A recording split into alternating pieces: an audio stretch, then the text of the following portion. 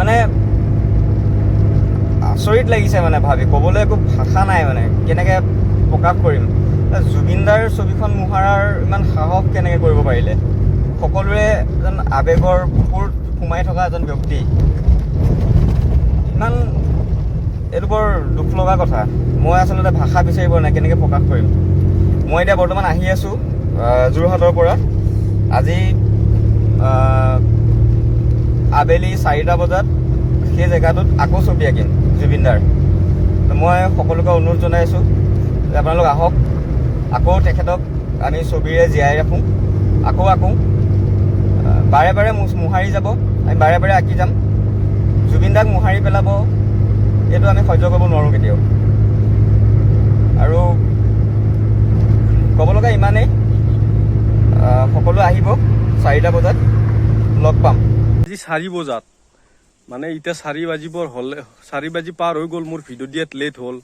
কিন্তু 4 বজাত মানে কি কৰিছে, সকলোকে আহ্বান কৰিছিল, মাতিছিল যে গুৱাহাটীত 4 বজাত উপস্থিত হওক। তাৰে পিছত সেই ঠাইখিনিত আকৌ এবাৰ নতুন ৰূপেৰে জুবিনদাৰ পেইণ্টিং কৰা হ'ব। তো এইটো ভাল কথা। জুবিনদা এনেও অমৰ, আৰু পেইণ্টিঙত বুলি নহয়, পেইণ্টিং থাকাক বা নাথাকাক সেইটো নকওঁ, কিন্তু জুবিনদা অমৰ হৈ আছে, আমাৰ বুকুত আছে, আমাৰ দিলত আছে আৰু সদায় থাকিব। যেতিয়ালৈকে আমি জীয়াই আছোঁ, জুবিনদাৰ প্ৰজন্ম যেতিয়ালৈকে জীয়াই আছে, তেতিয়ালৈকে জুবিনদা জীয়াই থাকিব। আৰু দুখ লাগিছে, বহুত দুখ লাগিছে আজি গাইছ। এখন ছবি মানে আজি সমগ্ৰ অসমক কন্দুৱাইছে। আৰু সেই ছবিখন হয়তো আপোনালোকে ছ'চিয়েল মিডিয়াত নিশ্চয় দেখা পাই আছে, আৰু আপোনালোকে নিশ্চয় দুখ প্ৰকাশ কৰিছে। বহুত দুখ লাগিছে, মানে এনেকুৱা হ'ব নালাগিছিল। কিন্তু কাৰ নেতৃত্বত হ'ল মই নাজানো।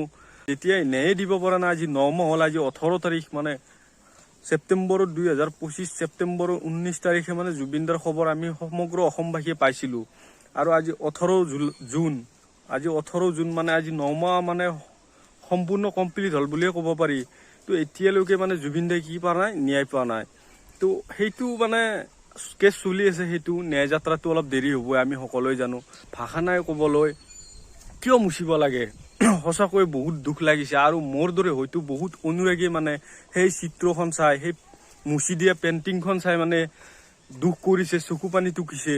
কিন্তু এটা ভিডিঅ' আৰু আপোনালোকক দেখুৱাইছোঁ, য'ত নেকি মাৰ্চেল বৰুৱাই মানে ক'ৰবাত গৈছিল কিজানি কিবা কামৰ কাৰণে, কিন্তু আহিছে। আমাৰ বেলেগৰ লগত হোৱা হ'লে একো নক'লো হয়, কিন্তু সঁচাকৈ যিজন মানুহক আমি অন্তৰৰ পৰা ভাল পাওঁ, শ্ৰদ্ধা কৰোঁ, সেইজন মানুহৰ এনেকুৱা মানে দৃশ্য দেখিলে বহুত দুখ পাওঁ, বহুত কষ্ট পাওঁ, মনত আঘাত পাওঁ।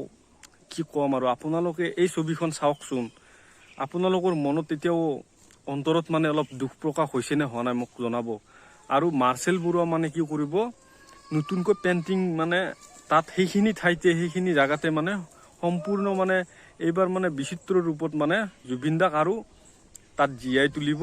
আৰু সেই পেইণ্টিংখন মানে দেখা পায় আমাৰ হিয়াৰ আমঠু জুবিন গাৰ্গৰ যি পত্নী আছিল গৰিমা গাৰ্গ, তো তেওঁ মানে এটা পোষ্ট কৰিছে ফেচবুকত, বহুত দুখ লগা পোষ্ট। মানে অন্তৰৰ পৰা গৰিমাই যেন কান্দি উঠিছে, চিঞৰি আছে যেন, কিন্তু ক'ব পৰা নাই, মুখেদি আৱাজ ওলোৱা নাই। কিন্তু ফেচবুকৰ জৰিয়তে, তেওঁৰ লিখনিৰ জৰিয়তে মানে ৰাইজক জনাব বিচাৰিছে যে কিমান আঘাত পাইছে অন্তৰত, কিমান দুখ পাইছে মনত। জুবিন গাৰ্গৰ ছবিখনে ইমানেই বেয়া ৰূপ দিছিল নেকি গুৱাহাটীখনক। মুচি পেলোৱাৰ পিছত হয়তো গুৱাহাটী মহানগৰী মানে এটা নতুন ৰূপ পাব, কিন্তু সেই ছবিখন মুচি পেলোৱাৰ লগে লগে যেন সকলোৰে মনৰ পৰাই মানে জুবিনদাক মুচি পেলাব পাৰি জানো? কেতিয়াও নোৱাৰি, হয়নে নহয়?